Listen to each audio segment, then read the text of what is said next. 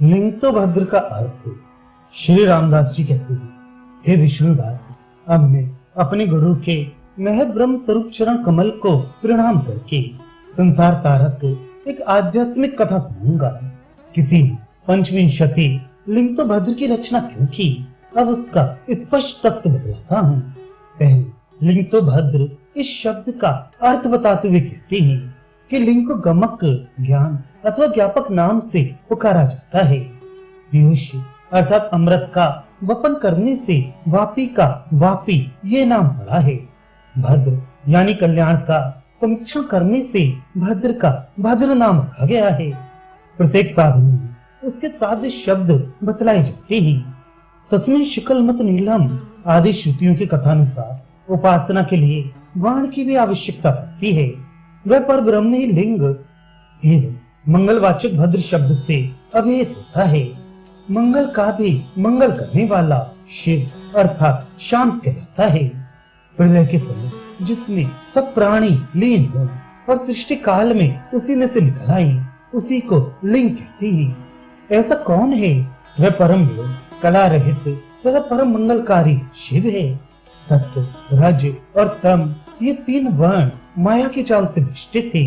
इसमें मन, चंद्रमा, महामोह श्रृंखला और स्नेह वल्लरियां हैं।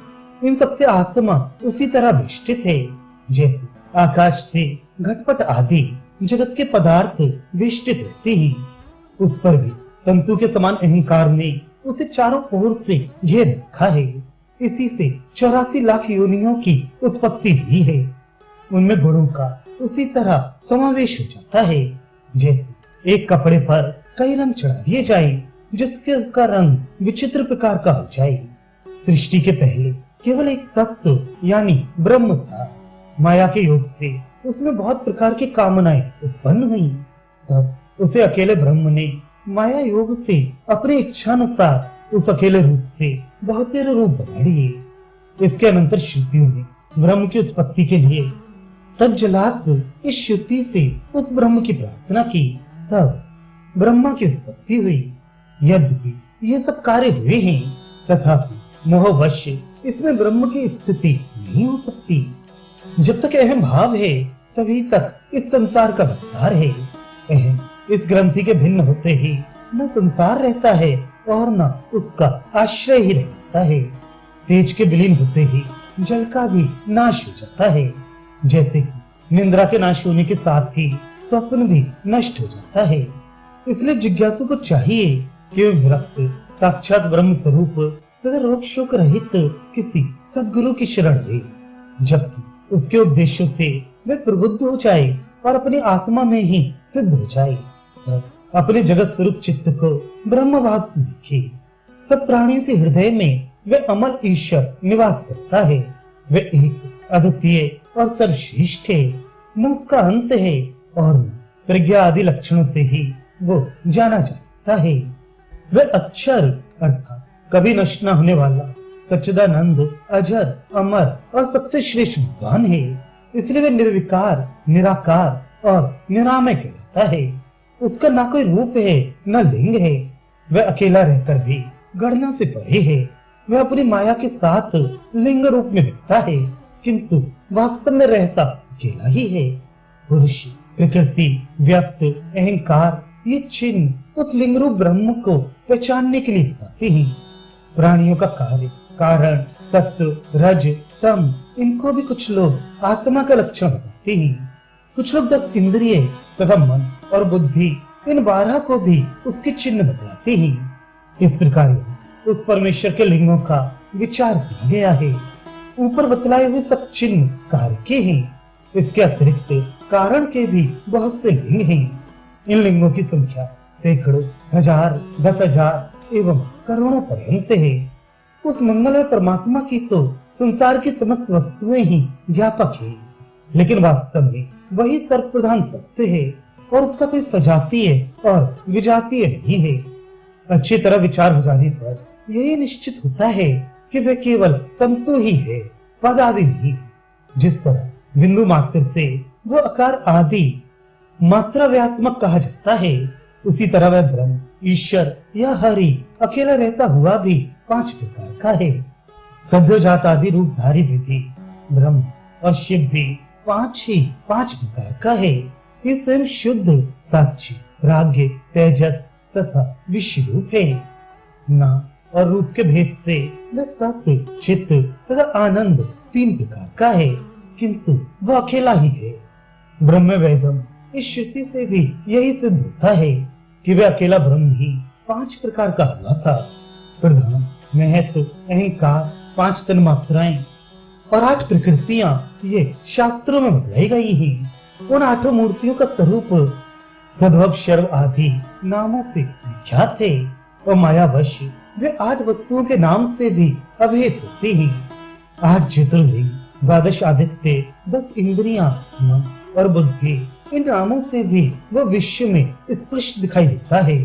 10 इंद्रिय 5 प्राण वायु भोग्य पंचक और 4 प्रकार का चित्त ये सब मिलाकर वो 25 प्रकार का बना गया है।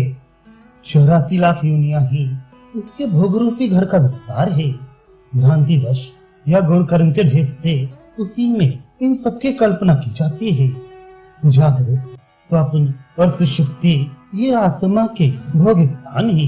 भोग भोक्ता भोज्य ये सब वो ब्रह्म ही है और कोई नहीं। सर्व खलवदन ब्रह्म मदम आत्मा ब्रह्म वेदम ये श्रुतियां भी इसी बात को पुष्ट करती हैं। संसार को सब वस्तुओं को अपनी आत्मा में देखना ये विषय सिद्ध पुरुषों का है। जो प्राणी सिद्धि के शिखर पर चढ़ना चाहता हो उसे चाहिए कि वह शांत दांत अर्थात इंद्रियों का दमन करने वाला और तितिक्षु बने। अपने देश में आए हुए पुरुष को ये सांसारिक विषय बांध लेती है। इसी से नए लोग विषय अर्थात भली भांति जकड़ लेने वाले कहते हैं। मोक्ष प्राणियों को चाहिए कि इनका परित्याग कर दे, एकांत स्थान में रहे, थोड़ा खाए इत्यादि बातें भगवान ने गीता में स्वयं कही है। यहाँ विशेष विधि विधान बतलाने की आवश्यकता नहीं है।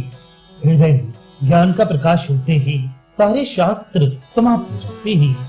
यदि किसी सद्गुरु ने कृपा करके जड़ता रहित आनंदात्मक ज्ञान रूप वस्तु दे दी तो वह हम सब एक ही। ये भाव उत्पन्न होने से हृदय का ज्ञान अंधकार नष्ट हो गया। एक अनिर्वचनीय प्रकाश और चंद्रमा सूर्य तथा पवन पर भी आधिपत्य जमाने वाली शक्ति से सहसा ये विश्व आलोकित हो उठा। तब और किसी उपदेश की आवश्यकता ही क्या है।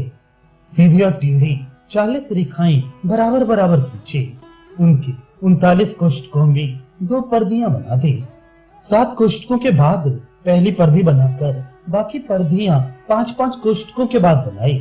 उनके बीच में 121 पादों में से 18-18 पाद का एक लिंग बनाई। फिर 4-4 पद की 2 खंड वापियों की रचना करे। इनके चारों बगल अष्टकोष्ठात्मक भद्र बनाई।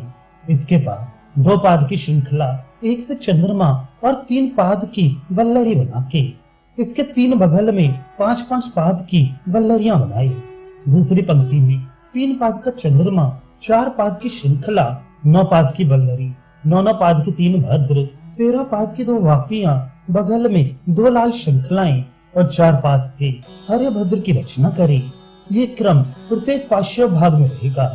प्रत्येक पार्श्व भाग में 4 लिंग, 5 वापी, 18 पाद का लिंग, 13 पाद की वापी, 6 पाद का भद्र, 12 पाद की वल्लरी, फिर 5 पाद की वल्लरी और 3 पाद का चंद्रमा बनेगा। लिंग के ऊपर वीथी नीली रहेगी और उसके साथ साथ वल्लरी भी नीली रहेगी। अथवा 6 कोष्ठक के बाद पर्दी बनाकर 3 लिंग या 1 लिंग दोनों पंक्तियों में बनाई। पहले 16 पाद का भद्र बनाकर 12 पादों की श्रृंखला और 12 कोष्ठकों में से 5 पाद की वल्लरी बनाई। पहले 4 वापी और फिर 2 वापी की रचना करी। बाकी सब पूर्ववत रहेंगे और बाहर की पर्दियां क्रमशः पीली, सफेद, लाल और काली रहेंगी। ये सप्तेंदु लिंगात्मक पीठ मैंने अच्छी तरह बतलाया। अथवा इसी पीठ में 2 कोष्ठक और बढ़ाकर 6 के बाद 2 पर्दी बनाई और इस प्रकार लिंगों की योजना करी। प्रथम पंक्ति में 3 और दूसरी में 1 लिंग बनाई। इसी पीठ में 24 पाद का लिंग बनेगा 18 पाद की वापी बनेगी। आधे में 4 वापियां और दूसरे में 2 वापी रहेंगी। आधे में 9 पाद का भद्र बनेगा और दूसरे में 12 पाद का भद्र बनेगा। चंद्रमा तथा वल्लरी आदि पूर्वोक्त नियम के अनुसार ही रहेंगे और मध्य में लिंग की रचना की जाएगी। उसमें 28 पाद रहेंगे और 4 पाद से सिर तथा कमर की रचना होगी। 12-12 पाद से 2 खंड वापियां बनाई जाएंगी। 2 पाद की श्रृंखलाएं बनेंगी। 5 पाद की वल्लरी बनाई जाएगी। 3 पाद से पीत वर्ण की श्रृंखला बनेगी। 12 पाद से चारों ओर की श्रृंखला बनेगी। मध्य में 4 भद्र बनेंगे। कोण में 3 पाद का चंद्रमा बनेगा। शिव जी के मस्तक के पास नेत्र के लिए 2 पाद सादा ही छोड़ दे। जितने पाद हैं उनमें से लिंग के आसपास वाले 5-5 पादों को अपनी इच्छा अनुसार पूर्ण करे। बाहर की सब पर्दियां पीत, शुक्ल, रक्त तथा कृष्ण वर्ण की रहेंगी। ये सप्तदश लिंगात्मक भद्र की रचना का प्रकार बतलाया गया। 10 इंद्रियों की, 5 प्राणों की, 1 मन की ये 16 कलाएं होती हैं और 17वां आत्मा साक्षी माना जाता है। हे शिष्य, अब मैं 12 लिंगात्मक लिंग भद्र की रचना का प्रकार बताता हूँ। पूर्व, पश्चिम तथा उत्तर दक्षिण की ओर 36-36 रेखाएं खींचे। इसमें कुल 12 से 25 पाद होंगे। 3 पाद से खंडेंदु बनेगा और कोण की ओर 6 पाद की श्रृंखला रहेगी। 13 पाद की 2 वल्लरी, 9 पाद का भद्र, भद्र के ऊपर 3 पाद की पीली श्रृंखला, 13 पाद की वापी और 18 पाद का लिंग बनाकर पंक्ति में 14 कोष्टक शोभा के लिए रहने दे। उनके ऊपर वाली पंक्ति में 17 कोष्टक रहेंगे और चारों ओर से सफेद रंग की एक पूजा पंक्ति रहेगी। पूजा पंक्ति के भीतरी वाली पंक्ति में 80 कोष्टक रहेंगे। वे उन पंक्तियों के बीच में पर्दी का काम करेंगे। पर्दी के भीतर वाले कोष्टकों में सर्वतोभद्र की रचना करें। इस भद्र में जो विशेषता है उसे समझ लो। इसकी श्रृंखला 6 पाद की रहेगी। 13 पाद की वल्लरी बनेगी। 12 पाद का भद्र रहेगा। 25 पाद की वापी रहेगी और 16 पाद की पर्दी बनेगी। बीच में 9 पाद का एक कमल बनेगा जिसमें कर्ण का तथा केसर आदि भी रहेंगे। मंडल के चारों ओर सप्त, रज, तम इन 3 गुणों की रचना करनी होगी। इसमें 3 पर्दियां रहेंगी और कई द्वार भी रहेंगे। इसमें उज्जवल चंद्रमा, काली श्रृंखला, नीले वल्लरी और लाल भद्र रहेगा। दूसरी श्रृंखला पीत वर्ण की और वापी सफेद रहेगी। आसपास कृष्ण वर्ण के 12 लिंग बनेंगे। पर्दी पीले रंग की और कमल 5 रंग का बनेगा। उसके कर्ण का तथा केसर पीत वर्ण का रहेगा। हे शिष्य, अब मैं इसका एक दूसरा प्रकार बतला रहा हूँ। पूर्व, पश्चिम तथा उत्तर दक्षिण दोनों ओर 27-27 रेखाएं खींचे। इसके 36 पादों से सर्वतोभद्र तथा 3 से 24 पाद से अन्य वस्तुओं की रचना करे। उसके चारों ओर पीत वर्ण की पर्दी बनाए। पहले जो मैंने अष्टोत्तर शतात्मक लिंग तो भद्र बताया है, उसके चारों बगल 12 लिंग की रचना करे। प्रत्येक कोण में 3 पाद का कमल बनाकर 7 पाद की श्रृंखला बनाए। फिर 14 पाद की वल्लरी, 6 पाद का भद्र, 3-3 पाद का चंद्रमा और वापी तथा 26 पाद का लिंग वापिका के ऊपर बनाया जाएगा। लिंग के बगल वाले 6 पाद पीले रंग से रख दिए जाए। लिंग के ऊपर वाली श्रृंखला नीली वल्लरियों के बीच में नियुक्त कर दे। 14 पाद से लिंग, मस्तक तथा पर्दियां बनाए। बाकी जैसा ऊपर कहा है तब उसके अनुसार ही रहने दे। पूर्व, पश्चिम तथा उत्तर दक्षिण की ओर 24-24 रेखाएं खींचे। कोण में 5 पाद की श्रृंखला तथा 9 पादों की वल्लरियां बनाई। 4 पाद की छोटी श्रृंखला बनाई। 6 पाद की लघु वल्लरी बनाई। 18 पादों से लिंग एवं 13 पाद की वापियां बनाई। फिर 2 वीथियों से पीठ की रचना करी। उस पीठ का पैर 5 पाद से तथा द्वार 5 पाद से बनाकर मध्य में 81 पाद का कमल बनेगा। 3-3 पादों से कोनों में श्रृंखलाएं बनाई। चारों दिशाओं में 4-4 पाद के भद्र बनेंगे। 11 पाद की 2 वल्लरियां बनाई। 9 पाद से मध्य में अष्टर कमल की रचना करी। ये भी एक प्रकार का लिंग तो भद्र है। इसमें भी श्रृंखला कृष्ण वर्ण और वल्लरी नीले रंग से पूर्ण की जाएगी। रक्त वर्ण से लघु श्रृंखला एवं पीत वर्ण से शेष वल्लरी की पूर्ति की जाएगी। इसके लिए कृष्ण वर्ण के और वापी सफेद रंग की रहेगी। इसकी पीठ और इसके पाद भी श्वेत रहेंगे और पीत वर्ण से इसके द्वार रखे जाएंगे। मध्य रक्त वर्ण की श्रृंखला और नीला वर्ण से वल्लरी पूर्ण की जाएगी।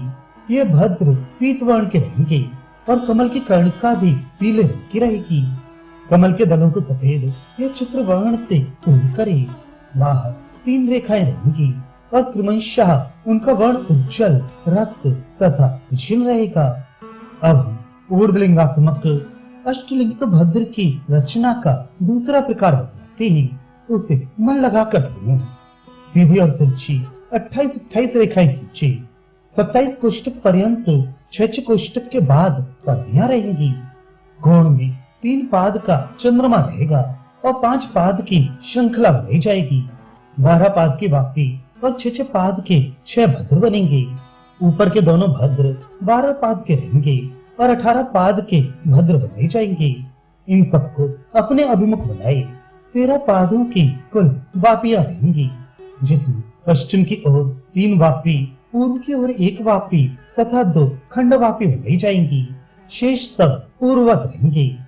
इसमें बड़ा भद्र 4 पाद का और 3 पाद की ऊर्ध्ववल्ली रहेंगी। दक्षिण और उत्तर की ओर खंड वापियां रहेंगी। 3 नेत्रों से इन दोनों लिंगों की माला बनाई जाएगी। दक्षिण और उत्तर 2-2 और 3-3 पादों के 2 नेत्र बनेंगे। 4 भद्र पृथक बनाए जाएंगे और उनमें नीचे वाले दोनों भद्र 4 पाद के रहेंगे। दक्षिण और उत्तर की ओर 2 वल्लियों की योजना की जाएगी। 3 पाद से मध्य में पर्दी बनेगी और 25 पाद का कमल बनेगा। इसमें श्रृंखला 2 पाद की और मध्य में 6 पाद से वल्ली बनेगी और 25 पाद का कमल बनेगा। इसमें श्रृंखला 2 पाद की और मध्य में 6 पाद से वल्ली बनाई जाएगी। 5 पाद की वापियां बनेंगी और 4 पाद का भद्र बनेगा। इसकी वापियां सफेद शिव कृष्ण पद्म और भद्र रक्त वर्ण के रहेंगे। तिरछा भद्र लिंग माला तथा दोनों पर्दियां पीत वर्ण की रहेंगी। नेत्र तथा इंदु ये दोनों सफेद रहेंगी। श्रृंखला काली और लता हरी रहेगी। वापी के ऊपर वाले 3 पादों को जैसी अपनी रुचि हो उस प्रकार रखकर बनाए। इसके बाहर की पर्दियां क्रमशः पीली, सफेद, लाल तथा काली रहेंगी। ये मैंने तुमको अष्टलिंगात्मक लिंग तो भद्र बतलाया। अब इसके 2 अन्य प्रकार बतलाते हैं, उन्हें भी सुन लो। 23 चरणों से 4 या 8 लिंग युक्ति पूर्वक बनाए और उसमें जो विशेषताएं हैं उन्हें बतलाते हैं। आदि वाली पंक्ति में 24 पाद की 18 वापियां बनेंगी।